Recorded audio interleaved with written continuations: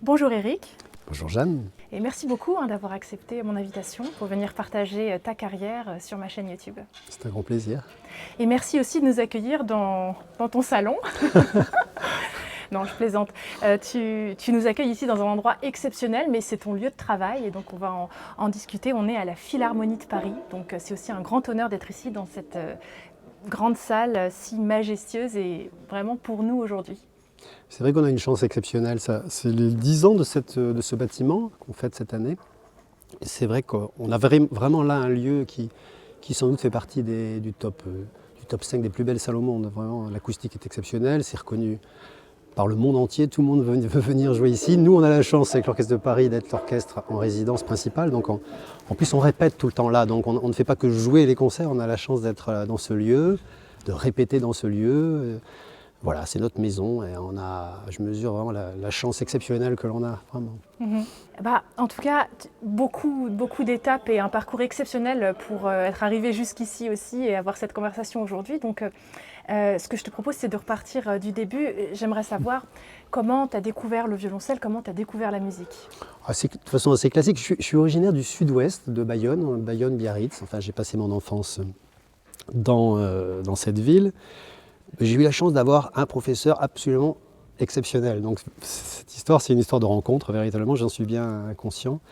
D'ailleurs, c'est intéressant parce que j'ai commencé à faire du piano, un petit peu de solfège, et j'étais un cancre absolu à l'âge de 6 ans. Voilà.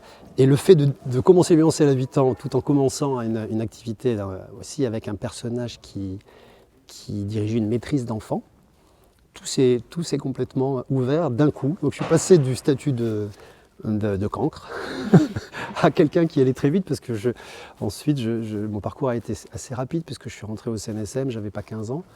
Donc moi j'attache vraiment en tout cas mon parcours, mon désir, mon évolution à ce professeur qui s'appelait Jacques Doué, qui a formé beaucoup de violoncellistes qui d'ailleurs ont des places à Paris actuellement, à l'Opéra, au National. Ouais. Et il était tout à fait, c'est une chance incroyable, un violoncelliste magnifique, un pédagogue extraordinaire, et, un personnage qui dégageait un calme absolument. Voilà, moi j'ai eu la chance d'être dans une bulle de bonheur, de relation avec un homme qui m'apportait une sérénité, un temps comme ça magique dans lequel j'apprenais, mais très facilement, finalement, en travaillant assez peu d'ailleurs. Donc je travaillais peu, voilà. Jusqu'à rentrer au CNSM, je travaillais vraiment trop peu. D'ailleurs, il y a un certain nombre de choses qui me manquent aujourd'hui, je pense. J'aurais pu travailler beaucoup plus techniquement et des choses, si j'avais été un peu plus assidu, si j'avais travaillé l'été, si mes parents m'avaient un peu contraint, mais ça n'a pas du tout été mon cas. Je faisais du violoncelle, une demi-heure par-ci, une demi-heure par-là, tranquillement. Et puis les choses se sont accélérées entre l'âge de 13 et de 15 ans. Là, j'ai commencé à travailler un peu plus et je suis entré au CNSM chez Maurice Gendron. Voilà. Donc je me présentais chez Philippe Muller. Mais il n'y avait qu'une place cette année-là. Il y avait on a été 4 à être pris. Et il a choisi de prendre une personne qui s'était présentée plusieurs fois et c'était normal. Et je suis donc arrivé chez Maurice Gendron que je ne connaissais pas du tout. Et voilà, personnage que beaucoup connaissent, un très très grand violoncelliste, personnalité très forte, extrêmement cultivé, impressionnant. Et là, j'étais plongé dans un monde tout à fait différent, quoi. Déjà, être provincial, arriver à Paris quand on n'a même pas 15 ans,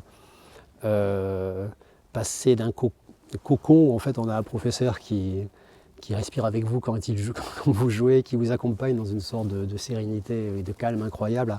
À la classe de Maurice Gendron, ça a été un petit peu traumatique quand même pour moi. C'est-à-dire je suis passé du moment où tout semblait assez facile à un moment où tout est devenu très difficile. Et ça, mais en même temps, j'en suis très heureux parce que j'ai ces deux personnages en moi depuis toujours et je sais que on peut passer d'un côté ou de l'autre. Pour moi, intimement, je pense que j'en ai tiré des enseignements qui me sécurisent aujourd'hui. À quel moment, voilà. En tout cas, j'ai passé ces années chez Maurice Gendron. C'était difficile, mais aussi parce que j'arrivais là sans aucune véritable structure technique. J'avais eu la chance d'être pris sur peut-être une personnalité, mais j'avais des déficits importants. Et donc, rattraper je me souviens la première fois qu'il m'a vu, pour m'écouter. Il m'a dit « Qu'est-ce que tu as travaillé ?» Et, j'ai dit que j'avais travaillé le concerto de Goltermann, mais alors les études, j'en avais pas travaillé. J'étais vraiment, je tombais là, objectivement, je pense que je n'aurais pas dû être là, en fait. En tout cas, je n'avais pas le niveau technique pour être là. D'ailleurs, j'étais très impressionné, je ne comprenais pas ce que je faisais là. J'avais certaines qualités particulières, mais la pente a été difficile. Et puis à nouveau, j'ai eu la chance de retomber sur un professeur qui m'a beaucoup, structuré dans le calme à nouveau. C'est Philippe Muller, quand je suis entré en 3e cycle chez lui. Et j'ai retrouvé là quelqu'un qui m'accompagnait dans un calme, dans une protection absolument, qui m'a complètement redonné le goût de jouer véritablement, parce que j'avais de tels doutes que pendant toute cette époque au conservatoire, je me sentais en imposture et c'était difficile. Donc c'est intéressant de passer même quand on est finalement assez précoce, puisque j'ai été considéré comme un violoncelliste précoce, en entrant très, très jeune au conservatoire, je sais aussi ce que c'est que de pouvoir passer du côté où tout devient difficile. Et j'associe beaucoup la musique et le violoncelle à la rencontre, à l'autre, à une conversation commune, à un état. Pour moi, c'est essentiel, absolument essentiel.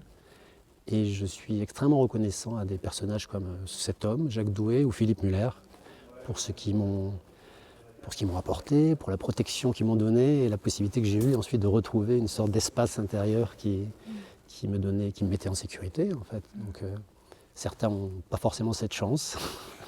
Moi, j'ai eu cette chance véritablement et je le suis absolument, éternellement reconnaissant, vraiment. On a l'impression que du coup, ton confort de jeu et le fait de te sentir à ta place ne dépendait pas de ton niveau, mais de ton professeur. Si on en croit ton passage avec Maurice Gendron qui a été du coup un peu plus difficile. Oui, je considère que l'autre peut vous donner de la force, ou temporairement vous en enlever. Maurice Gendron m'a donné une force aussi, véritablement. Je lui reconnais ça, d'avoir sa culture exceptionnelle, son exigence véritablement, m'a donné la force aussi de résister à des situations qui fait que si quelqu'un est en face de moi et me met dans une insécurité de par une autorité auquel je sais très bien me protéger. Voilà.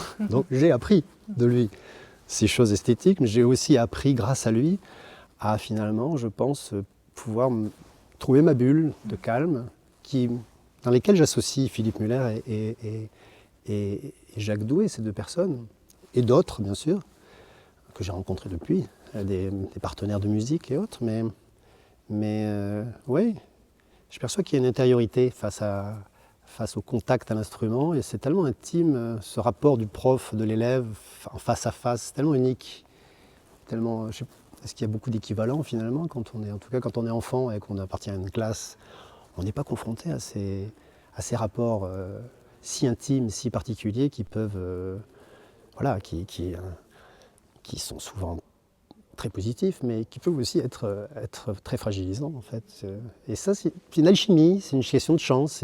On peut faire des rencontres plus ou moins bonnes, mais parce que simplement des personnalités peuvent être entrées en adéquation et d'autres moins. C'est la vie. Mais là, ça prend une caisse de résonance importante parce qu'on est vraiment dans quelque chose qui touche à tellement d'éléments, d'adresse, de physique, d'expression de soi, de dimension de... Voilà, donc c'est ce qui fait aussi la beauté de ces pratiques instrumentales, cette pratique de musicien instrumentiste, je trouve. Qu'est-ce que tu retires de plus positif dans ton enseignement avec Philippe Muller ? Et Philippe Muller, c'est quelqu'un qui a le don de laisser la place, en fait. Il a une capacité en même temps à laisser la personnalité du musicien qui est en face de lui s'exprimer, mais il définit très très vite, il a une capacité à définir la faille du moment où l'équilibre est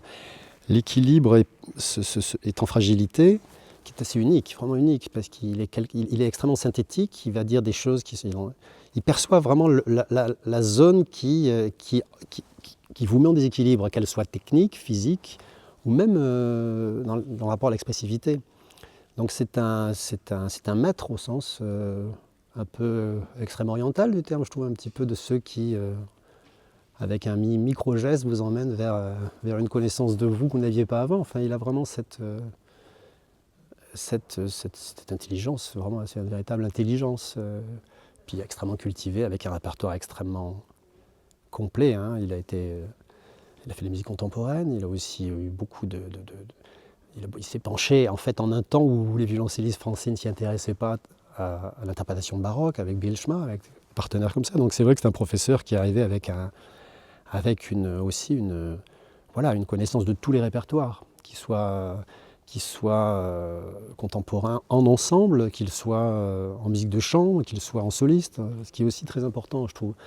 Et finalement aussi une possibilité de se dire, tiens, parce que je ne pouvais pas ne pas être absolument admiratif de façon inconditionnelle des musiciens de l'état contemporain, dans la mesure où il en avait fait partie déjà. Ça oblige à s'intéresser à ça, à cette dimension du répertoire, de ce que représente faire partie d'une institution ou d'un ensemble ou d'un groupe de musiciens, et de quelque part servir un groupe, servir une institution, servir un orchestre, et pas seulement se définir en fonction de sa propre identité ou de son propre ego. Et ça m'a frappé quand même. Et dans l'intelligence de l'enseignement, je suis certain que dans l'intelligence de l'enseignement de Philippe Muller, il y a aussi cette dimension de la compréhension de ce que c'est de fonctionner en groupe, fonctionner avec l'autre, fonctionner en partenariat, en compréhension sociale, musicale. Ces éléments me semblent très importants. Après Philippe Muller, j'ai eu la chance d'aller à Cologne un petit peu, pendant un temps, travailler avec Boris Pergamenchikov à Cologne. C'est Philippe Muller qui m'avait conseillé d'aller le voir. Je ne suis pas resté très longtemps pour des problèmes économiques, mais tout de même, c'était quand même aussi une rencontre très particulière, notamment parce que c'était l'Allemagne, parce que cet homme il venait de Saint-Pétersbourg, il avait quelque chose dans sa culture russe d'assez européen, mais aussi parce que l'environnement, on était peu d'étudiants le quelques temps que j'ai passé là, et une chose qui m'a frappé à ce moment-là, c'est qu'en sortie de cours, il y avait des gens vraiment plutôt à des profils de solistes, qui vont passer des concours internationaux, des choses comme ça. Mais cette façon qu'ils avaient, lorsqu'ils allaient à une répétition d'orchestre, de se réunir en groupe et de faire des choses extrêmement simples pour se caler dans l'espace du rapport, du jeu à l'autre, de servir la même partie, vous voyez, et constituer un pupitre, ça a été un choc parce que je me suis rendu compte qu'à ce moment-là, j'avais 22 ans, 22 ans ou 23 ans, que malgré le fait que j'ai fini tous mes parcours au CNSM, il y avait quand même beaucoup d'éléments qui me manquaient encore pour compléter cet enseignement. Donc c'était un choc qui m'a ensuite beaucoup servi pour explorer un monde qui m'était finalement tout à fait inconnu. Et donc tu étais déjà attiré par le jeu d'orchestre et le jeu d'ensemble plus que tout ce qui était plutôt soliste, une carrière soliste avec des concours? Je revendique vraiment avec une immense fierté le fait d'être musicien d'orchestre, d'être violoncelle solo en plus de cet orchestre-là qui est un orchestre exceptionnel. Donc je sais que j'ai une chance extraordinaire, en plus avec un temps qui me permet de faire des choses en dehors, mais je ne cloisonne pas les choses de cette façon-là. Moi j'ai eu peut-être grâce à la place que j'occupe et grâce au temps que ça me donnait, pas autant bien sûr, mais aussi à la possibilité d'aménager un peu mon planning et de choisir avec mon co-soliste. J'ai eu la chance de continuer à jouer des concertos j'en ai joué à l'orchestre bien sûr, avec de très grands chefs, avec Boulez, avec Dornani, avec Zavalic, avec des gens comme ça. J'ai pu jouer chez Lomo, Don Quichotte, des choses comme ça, mais aussi en dehors, toute ma vie j'ai essayé de continuer en revendiquant mon identité du violoncelle solo, ce dont je suis le plus fier, et de cet orchestre, mais de continuer à explorer d'autres répertoires dans des cadres différents. Ça me semble absolument essentiel, et on peut se cantonner à l'idée qu'on peut être musicien d'orchestre ou musicien de chambre, ces cases ne me conviennent pas du tout. Enfin, je les trouve réductrices et un petit peu ridicules en fait, vous voyez, parce qu'on est musicien, on ne l'est pas, et ce qu'on fait à l'orchestre c'est unique, le répertoire est tellement exceptionnel, on fait la musique de chambre en 3D, je dirais, on ne peut pas se passer de continuer à explorer. Moi j'ai fait partie d'un trio avec piano pendant longtemps, ensuite d'un trio à cordes.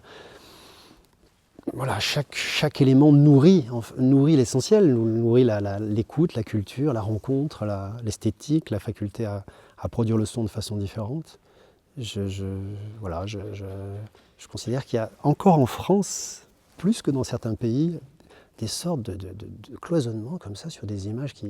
Je trouve ça dépassé en fait. Selon moi, je trouve que c'est dépassé face à d'autres pays qui, de ce point de vue, ont un peu moins voilà, donc en aucun cas, entrer dans un orchestre, ça peut être un faute de mieux quand même. Enfin, quand on entend les concours, je sais pas, notamment moi je suis au jury, donc j'entends des concours à l'Orchestre de Paris, et que vous avez 80 musiciens qui se présentent pour une place, et que là-dedans vous avez des gens qui ont des prix internationaux, et pour entrer quelquefois dans le Tutti, hein, à l'Orchestre de Paris, bon, vous entendez des niveaux incroyables.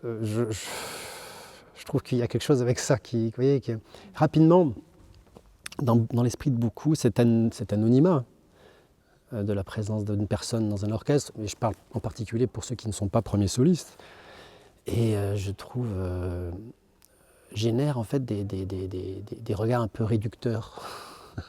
Alors que vous avez des musiciens d'un niveau incroyable, avec une capacité à finalement s'effacer, servir une communauté, servir une institution, servir plus grand qu'eux, un répertoire, mais aussi... moi, je suis impressionné par beaucoup de gens, la capacité qu'ils ont, avec des niveaux pareils, à pouvoir se mettre dans la situation de servir quelque chose, en fait, de pouvoir alterner des situations. Et voilà, donc j'ai une immense admiration pour mes collègues en général, déjà. Et pour ceux qui sont peut-être un peu moins exposés, un peu moins valorisés que moi, qui suis en salle solo, qui est des solos et qui va être un peu plus un petit peu plus sous la lumière, je dirais. Puisque je suis dans cet orchestre depuis très longtemps, le moment où je suis arrivé et aujourd'hui, tous les musiciens du pupitre, du pupitre de violoncelle, ont été pris dans un temps où j'étais premier soliste même. J'ai vu arriver des gens avec des niveaux très différents, mais ce qui est très intéressant, c'est que chacun apporte sa personnalité, sa spécificité. C'est comme quelque chose qui se complète. En fait, l'idée, c'est de réussir à compléter. Il y a des gens des musiciens dans mon pupitre qui ont à certains égards et sur certaines choses, qui sont complémentaires de moi, c'est-à-dire qui ont des capacités que je n'ai pas. Et c'est très important de se dire qu'à chaque fois, on agrège quelque chose qui va être un plus pour l'ensemble, hein, pour compléter quelque chose c'est un bonheur. Pour moi, c'est un bonheur, vraiment. Pour revenir sur ta nomination donc à ce fameux poste, tu peux nous raconter un petit peu comment ça s'est passé? Parce que tu étais très jeune quand tu es rentré. Oui, j'étais aussi trop jeune. C'est comme au conservatoire. Non, j'étais pris en 89. Vous vous rendez compte, j'avais donc 24 ans. Alors, j'avais déjà passé et tenté des places, notamment celle de Roland Pidoux au National. J'étais arrivé en finale l'année qui précède. Comment, je ne sais pas. Je me souviens juste d'une chose, c'est que j'étais en finale à un moment, ce concours, et il fallait jouer des traits d'orchestre. Il y avait Laurine Mazel qui était notamment au jury, et je pense que j'ai fait n'importe quoi. C'est-à-dire que c'était une honte. En fait, j'étais complètement à côté de la plaque, complètement. Et donc, il a s'agi pour moi ensuite, dans l'année qui a suivi, de vraiment travailler véritablement ces concours d'orchestre qui sont très exigeants. Et quand tu dis que tu as fait n'importe quoi, c'est-à-dire que... C'est-à-dire que je ne savais pas comment on faisait ça. Je veux dire, Tu parles des traits d'orchestre? Des traits d'orchestre, oui. Même des solos. Je le faisais. C'est que ça demande un niveau technique, un niveau d'exigence exceptionnel. C'est extrêmement difficile, surtout les choses qui sont données. Ça oblige à y passer beaucoup de temps. Et d'ailleurs, quand j'ai été pris à l'Orchestre de Paris, il y avait... je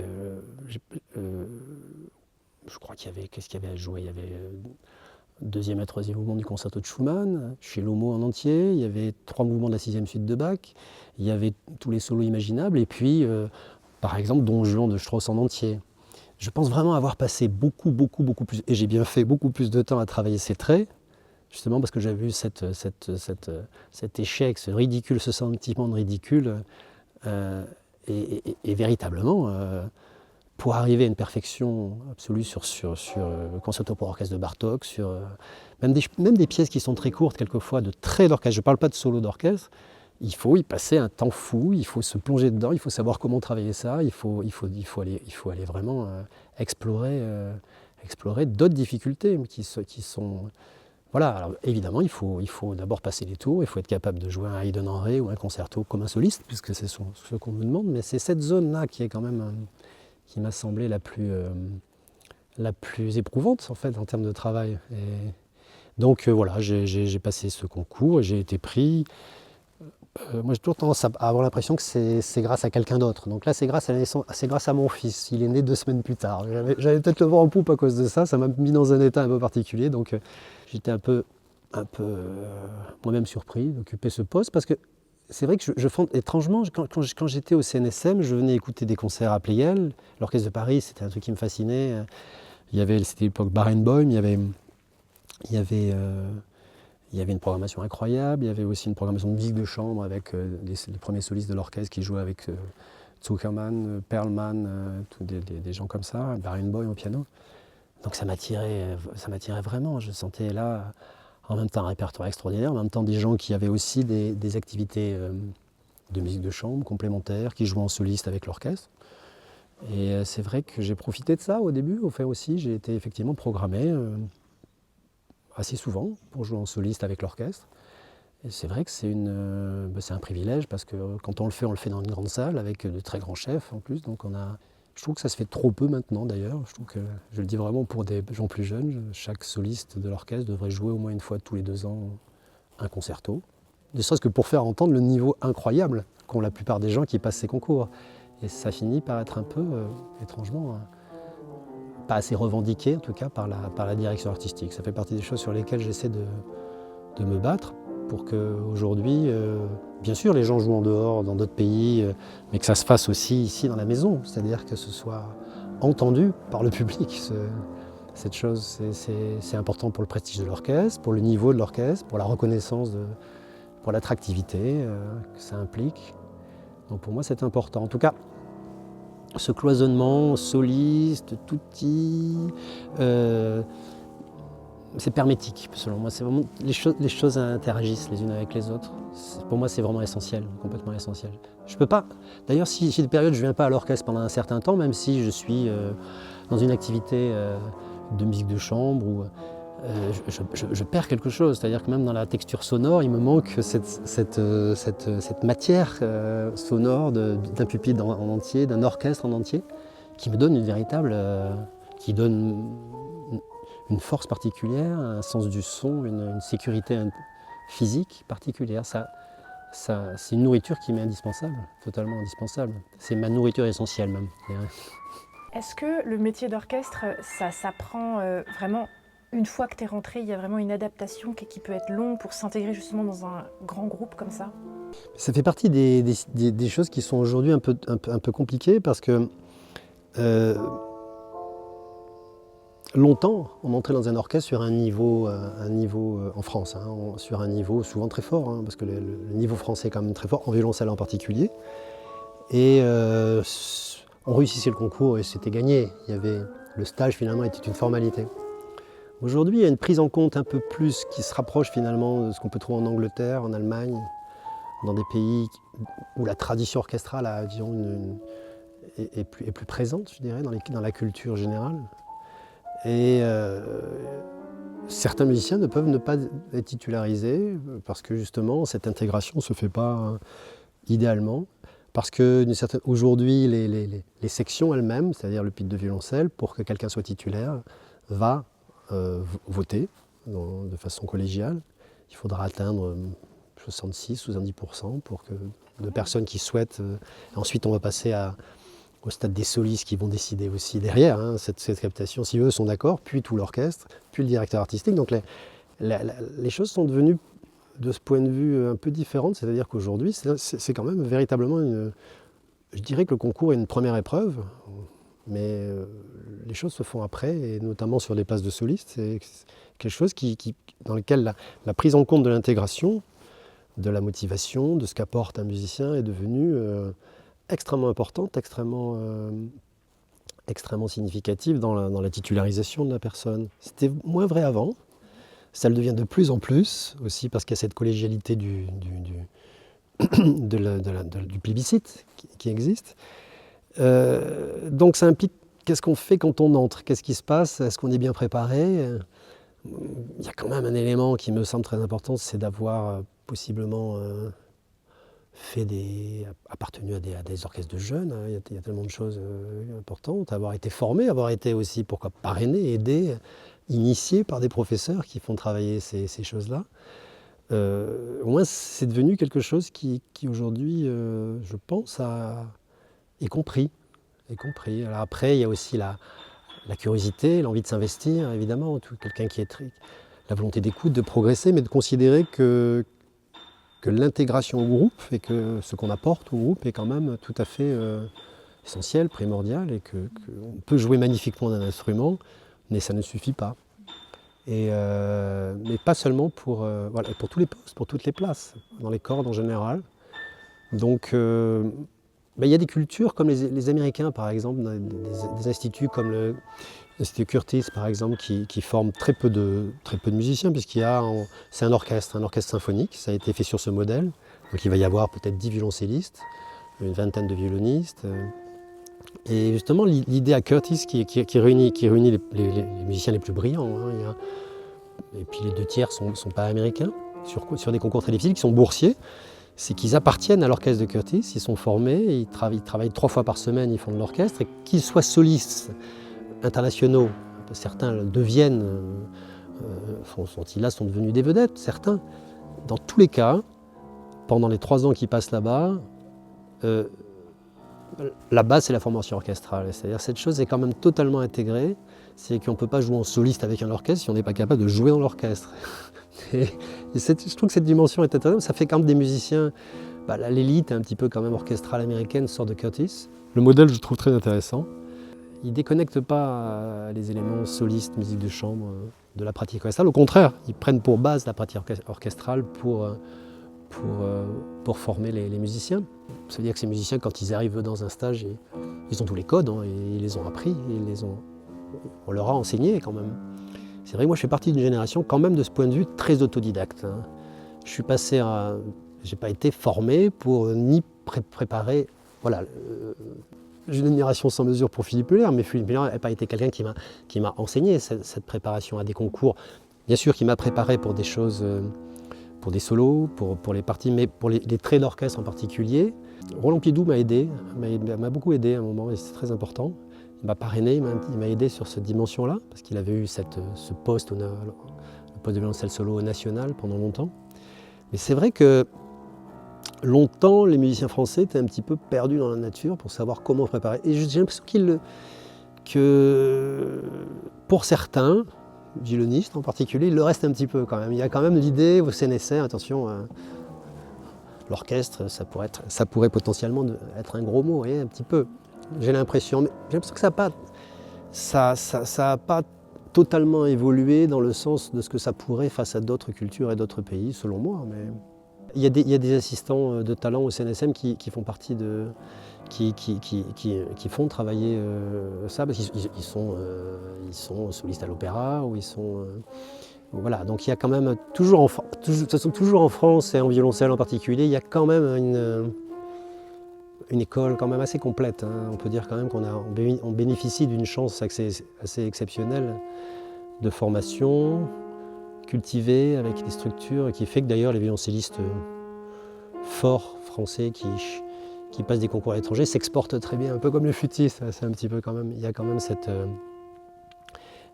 ce niveau particulier quand même qui est réel, et puis une aura quand même autour du violoncelle français qui nous porte quand même de façon générale. Comment s'est déroulé le reste de ta carrière, sur 35 ans, j'imagine qu'on ne peut pas résumer ça. Alors, il y a l'interne, bien sûr, hein, vous avez des chefs avec qui vous pouvez vous entendre plus ou moins bien, hein, ça c'est clair, de chefs, de directeurs musicaux. De ce point de vue d'ailleurs, en ce moment, moi je vis une période extraordinaire avec un chef d'orchestre qui est vraiment un phénomène, qui est Klaus Makele, qui est aussi violoncelliste, donc j'ai un rapport en plus avec lui qui est très agréable aussi en tant que collègue, donc il y a aussi cette dimension. Donc là c'est vrai qu'en ce moment c'est tout à fait tout à fait agréable. Globalement, j'ai eu de très bons rapports avec les directeurs musicaux, mais à chaque fois c'est une nouvelle aventure, une nouvelle attente, un nouveau contact particulier. Pour ce qui est de l'extra-orchestral, j'ai été longtemps violoncelle solo d'un orchestre mondial au Japon qui me permettait de me retrouver avec d'autres musiciens. J'étais le seul instrumentiste à cordes français d'ailleurs à ce moment-là. J'étais violoncelliste, je me retrouvais à partager le poste de violoncelle solo avec le violoncelle solo de Concertgebouw ou de Chicago. Donc c'était très nourrissant de voir des codes très différents. J'ai fait ça pendant un certain temps. Moi je me suis aussi évertué à essayer de faire bouger des lignes dans l'orchestre, à proposer des trucs un peu fous, un portrait de Boulez qui m'a pris un an, sur lequel on a fait une sorte de spectacle, un livre, concevoir pendant le Covid le scénario d'un film qui s'appelait Quintessence, qui est passé sur Arte, dont je suis l'initiateur, l'auteur préalable, ou travailler sur même des musiques et vins dans le cadre de l'orchestre, dans lequel je présente des concerts dans lesquels des portes d'entrée entre le vin et la musique se produisent. J'ai même monté une association à une époque qui s'appelait Diabolicus, qui était en résidence au Bouffe du Nord. Voilà, je fais partie d'un trio à cordes avec des musiciens extraordinaires, Pierre Fouchéneret et Nicolas Bonne, un trio avec piano pendant longtemps aussi. En fait, j'ai au fil du temps joué énormément de répertoire de musique de chambre, énormément, vraiment.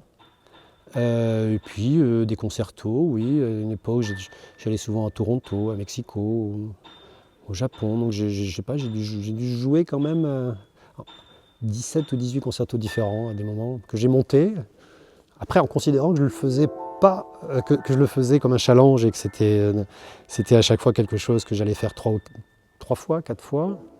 Et j'étais ravi après, si on me proposait un autre projet, de jouer un autre concerto. C'est pas, je ne considère pas que ce soit mon métier, mais être capable de le faire, d'y répondre et de me conditionner pour jouer un concerto sans mettre 2 notes à côté, en étant bien au moment où je le faisais, c'était quelque chose pour moi d'important pour répondre à une sollicitation technique particulière, une musculation, une puissance de son. Hein. Mais j'étais ravi de revenir à l'orchestre à chaque fois, toujours encore plus heureux. C'est ma condition première qui me faisait fantasmer et qui continue de me plaire, c'est quand même cette fonction que j'occupe, ce privilège extraordinaire d'être violoncelle solo de l'Orchestre de Paris, vraiment. Donc c'est quelque chose qui me convient extrêmement bien. Et je ne me suis pas trompé sur l'aménagement du temps, c'est-à-dire que c'est pas musical, hein, c'est que je suis pas forcément... pour moi, la communauté est pas... Le rapport de communauté n'est pas forcément toujours facile à vivre pour moi, et cette respiration, ce temps, était pour moi nécessaire.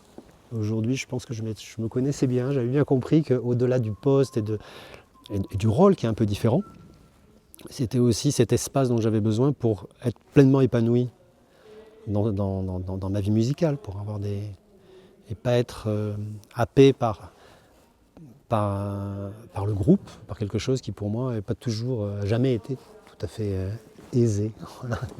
C'est une question de connaissance. Voilà. J'ai le sentiment d'être extrêmement chanceux. Voilà.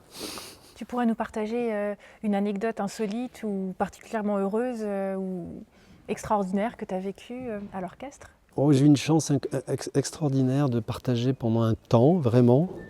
Sur le portrait que j'ai fait, c'est pour moi très important. Je suis allé voir Pierre Boulez pour essayer de faire un portrait musical de lui. J'y suis allé avec l'idée d'une forme et il a tout de suite accepté. Et donc j'ai eu la chance pendant un an de rencontrer cet homme qui adorait parler, de l'écouter, de passer des moments. Voilà, donc si je dois garder un truc vraiment intime, très fort, c'est cette rencontre particulière d'un homme qui justement savait exactement se placer dans le bon espace au moment où il était, qui faisait la différence entre le subjectif et ce qu'il n'était pas, entre laisser de la place et structurer les choses. Donc je suis... voilà, c'est un souvenir marquant pour moi qui dépasse la dimension musicale et qui qui est une rencontre exceptionnelle. Je reviens toujours à ça, aux rencontres de personnages qui, pour moi, m'inspirent beaucoup. Une forme de sagesse, en fait. Culture, de sagesse, de curiosité, de savoir prendre les rênes ou décider de quelque chose. À certains moments, il y a d'autres moments à être complètement libre de laisser la place aux autres. Il m'inspire beaucoup, cet homme, vraiment. Ah si, il y a un truc important quand même. Si, je peux le dire peut-être quand même. Okay. Parce que, moi, quand même, c'est quand même pas rien. J'ai perdu mon violoncelle à New York, mon Viome avec le maire. Je l'ai perdu pendant 10 jours, donc c'est peut-être un truc à raconter quand même. Ah bah oui. Ouais. Non, évidemment. Et qu'est-ce qui s'est passé? Non, je jouais dans un cadre de musique contemporaine, un festival qui s'appelait French Touch, et on jouait au Guggenheim à ce moment-là, formation sur des musiques d'André Dalbavi. J'ai fait le concert, on était en jet lag, on avait 2 concerts à effectuer. Après le premier concert, j'ai mis mon violoncelle, un Viome, Jean-Baptiste Viome, avec un archer de mer, notamment, dans la boîte, dans le coffre, parce que la voiture était pleine, un taxi jaune new-yorkais, et j'ai pas fait attention, le taxi est parti avec mon violoncelle, et donc il a été... alors c'était très intéressant parce que ça correspondait à la déclaration de guerre de l'Irak, et donc il y avait la position de la France à ce moment-là, et j'ai eu cette chance en fait, parce qu'une amie a contacté la télévision, Fox TV en particulier. On connaît ses positions anti-françaises à ce moment-là, en tout cas les positions de Fox TV. Ça les a très intéressés de pouvoir donner la parole peut-être aussi pour se donner le beau rôle à un musicien français qui avait perdu son violoncelle. Et donc dans Manhattan, j'ai raconté mon désarroi absolu d'avoir perdu mon violoncelle. Et le truc est passé pendant 10 jours sur la chaîne principale tous les midis, comme l'équivalent du journal de 13 heures. Et donc je suis revenu à Paris, je n'avais plus rien, j'avais plus de violoncelle, j'avais plus d'archet. Et c'est intéressant, je me suis fait prêter un violoncelle de Lupo, un magnifique violoncelle que j'avais essayé avant. Donc il a dû me faire payer quelque chose, peut-être mon Guillaume, je ne sais pas, mais que je trouvais très bien. Et donc le jour, pile au moment où j'ai commencé le concert, la personne qui était un Afghan a ramené mon violoncelle au Guggenheim. C'est assez magique ce truc. Il l'a ramené et donc il y avait rien n'avait été touché. Et c'est le directeur du festival qui l'a ramené en classe affaires, mon violoncelle à Paris, qui me l'a rendu. Mais pendant 10 jours, il était perdu. Voilà. Mais comment c'est possible que le conducteur de taxi s'est pas... Parce qu'à New York, il faut le savoir, hein, si vous êtes à New York, si jamais vous mettez un truc dans le coffre, si vous toquez pas, il s'en va. Il ne vérifie pas, c'est à vous de vérifier. C'est arrivé à Yo-Yo Ma, il a laissé son Davidoff, ça a duré un peu moins de temps. Oui, le Davidoff, le violoncelle de Jacqueline Dupré est parti dans un taxi comme ça. Alors après, j'ai reçu tellement de choses qui racontaient des choses. Après, j'étais là, je recevais toutes les infos, un violoncelle solo de San Francisco, Stradivarius, qui avait un Stradivarius prêté par l'orchestre, comme là-bas on leur prête, les premières chaises sont. Et l'anecdote, il a oublié son violoncelle devant chez lui, il l'a laissé devant la maison. Le lendemain, plus de violoncelle. Le violoncelle a été perdu 5 ans. Il a été retrouvé dans une poubelle. Et l'instrument avait été transformé en meuble à compact disque. C'est pas beau ça quand même. Et donc à ce moment-là, voilà. Et donc il y a eu je sais pas combien d'années de restauration. Mais voilà, donc aux États-Unis il faut faire attention. Mais le coup du Strad transformé en meuble à compact disque, je dois dire que cela c'était top niveau quoi. Mais voilà, petite anecdote quand même qui est quand même assez particulière. Et je dois dire, j'ai un petit peu somatisé, j'avais des rougeurs un peu partout dans les jours qu'on suivit quand je suis revenu à Paris quand même. J'imagine. Et après, étrangement, quand on me l'a rendu, j'ai eu un rejet. C'était très étrange. On me l'a rendu, c'est comme si le truc m'appartenait plus. Je sais pas, il y avait quelque chose de difficile. Hein.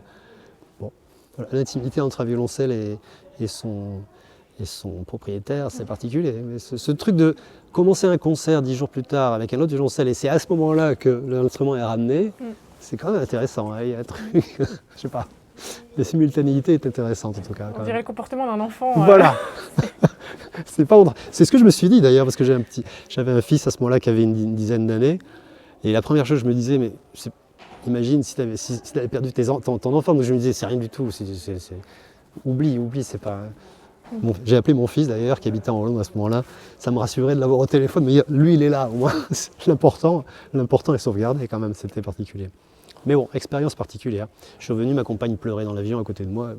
Moi, j'étais complètement dans une sorte... Il y avait un petit truc en moi, étrangement, qui m'apaisait. c'est très étrange en fait. C'est comme si un lâcher prise total sur le truc. J'étais pas du tout dans un état de panique où il y avait comme une libération étrange. Ouais, c'est très particulier comme expérience en tout cas, très particulier. Et tu joues toujours sur violoncelle aujourd'hui? Je ne joue plus violoncelle depuis quelques années. J'ai trouvé un autre instrument qui me convient mieux, avec un archet différent. Voilà. Donc c'est pas lié à cet événement? Non, non, parce qu'ensuite j'ai quand même continué à jouer avec ce violoncelle pendant 10 ans. Hein, donc, non. Pendant 10-15 ans, ouais. C'est extraordinaire comme anecdote. Ça fait drôle quand même. J'étais avec un altiste qui était avec moi, qui jouait l'ancien alto solo de l'Orchestre de Paris, Jean Dupuy, qui avait passé 15 ans à New York. Il me disait tout le temps, mais tu le retrouveras pas. On était dans les commissariats, il me disait tu le retrouveras pas. Et lui, il avait perdu un instrument quand il était à New York, un instrument, pas son instrument de chœur, pas un instrument contemporain. Et lorsqu'il l'a retrouvé un an plus tard, grâce à l'intervention de la police, on lui a rendu, il a accepté. Il y avait un trou dans la tête, il y avait donc la personne qui lui avait volé son instrument, c'était un contrôleur qui l'avait pris, en fait, qui l'avait retrouvé. Elle l'avait transformé en pied de lampe. Pas mal. C'est pas mal.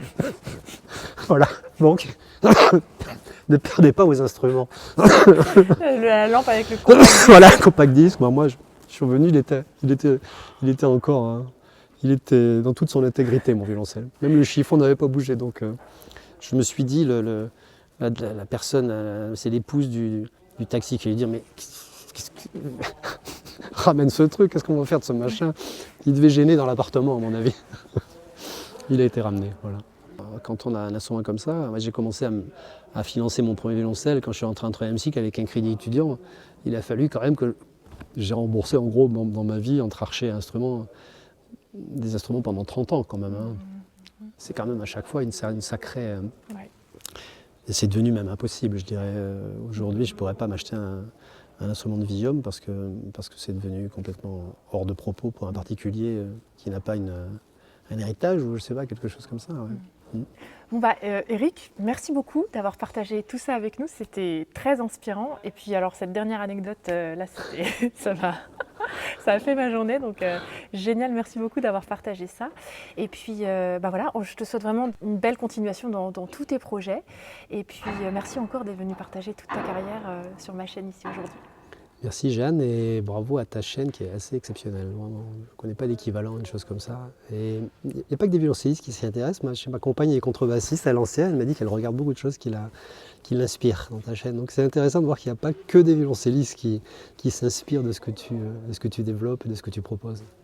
Bravo. C'est très gentil, merci, ça me fait très plaisir. Quant à vous, si vous avez des questions, des commentaires, eh bien, comme d'habitude, n'hésitez pas à les laisser sous cette vidéo parce que Eric ou moi serons ravis de vous répondre. À bientôt!